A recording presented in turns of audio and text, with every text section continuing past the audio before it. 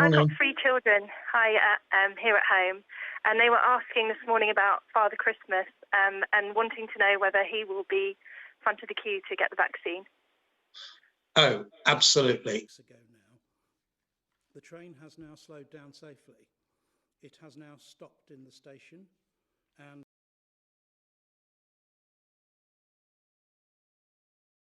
If you want me to do a football analogy, then I have thought about this.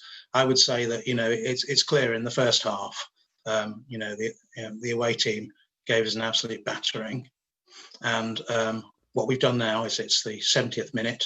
They got a goal, and in the 70th minute we've now got an equaliser. Okay, we've got to hold our nerve now. See if we can get another goal and nick it. But the key thing is not to lose it, not to throw it away at this point, because we've got a point on the board and we've got the draw. So from that perspective, what I'm saying is that we need more vaccines, but we also need people to realise that these are not an instant ticket out of anywhere at the moment. We are in for some hard winter months where people must continue to follow the guidance. How would you reassure them that the vaccine is safe for them and for our residents, some of whom may be very frail? To tell you plain and straight that I genuinely have said to my 78-year-old mum, who's probably listening now, that mum, you must have this vaccine, or any of the vaccines that the MHRA approves as soon as they are available. This is really important because you are so at risk. I'm very confident in the assessments the MHRA makes. How quickly after this vaccine, and we know it's only effective after, well, pretty much a month when you've had the first dose, how soon after that can you hug your mum? You should not expect the vaccine to be protecting you from infection fully until probably 7 to 10 days after the second infection. But that doesn't mean that in every single person we can assure complete protection. Of course we can't. It would depend upon not who your mum is, but who you are in terms of how well you're going to respond to the vaccine.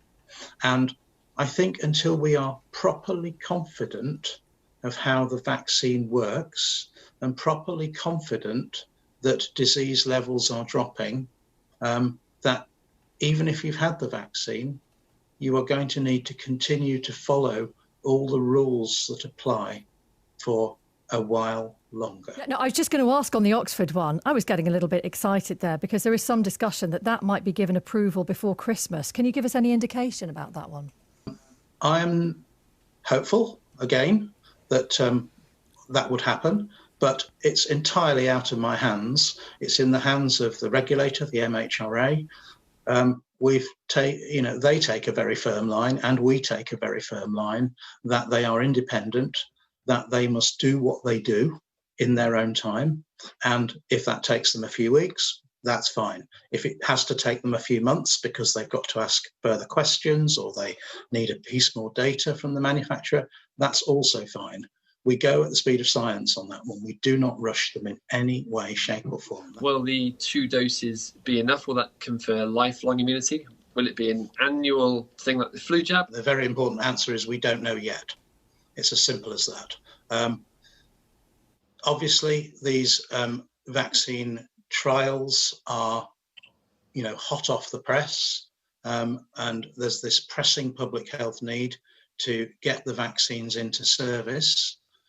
And already we're seeing that after 3 months follow-up, then already there's this massive protective effect. For example, from the Pfizer vaccine. I've got 3 children here at home, and they were asking this morning about Father Christmas and wanting to know whether he will be front of the queue to get the vaccine. Oh, absolutely. The JCVI made a very special case for Father Christmas, and he is going to be absolutely at the top of our list.